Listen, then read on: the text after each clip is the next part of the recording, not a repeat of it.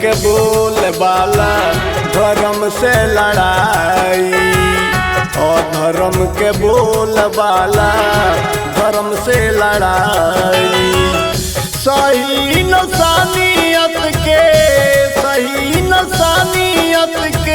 नाही बाभलाई। अधर्म के बोल बाला धर्म से लड़ाई। अधर्म के बोल बाला धर्म से लड़ाई।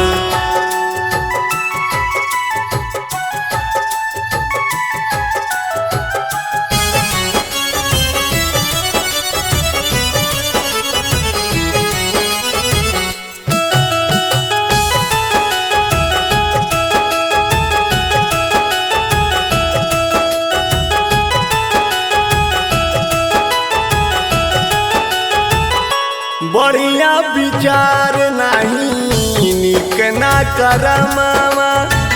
सबही के धइले बा मोहया भरमावा। बढ़िया विचार नहीं निक बा करमावा। सबही के धइले बा मोहया भरमावा। केहू के न केहू होई समय आई। अधर्म के बोल बाला धर्म से लड़ाई। अधर्म के बोल बाला धर्म से लड़ाई। युग काल जुगावा के करी का बड़ाई। अधर्म के बोल बाला धर्म से लड़ाई। अधर्म के बोल बाला धर्म से लड़ाई।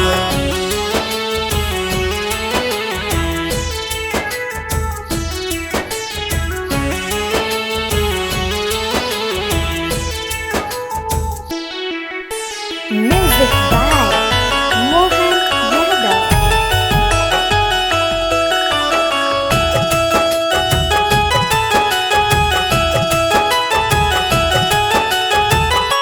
सासा ससुर का बहू करली कड़ाई।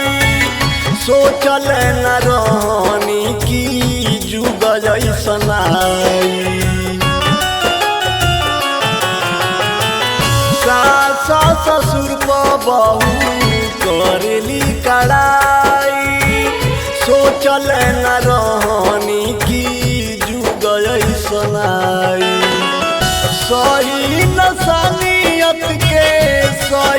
नसानियत के कहाँ बा भलाई। अधर्म के बोल बाला धर्म से लड़ाई।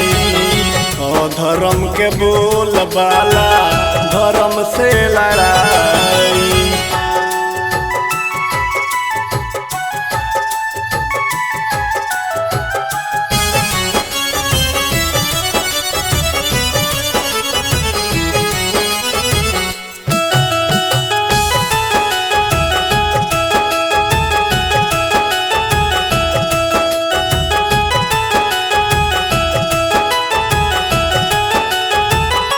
गुरु बलिराम पांडे कही गई गाई।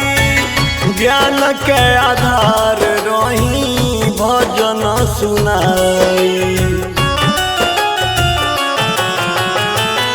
गुरु बलिराम पांडे कही गई गाई।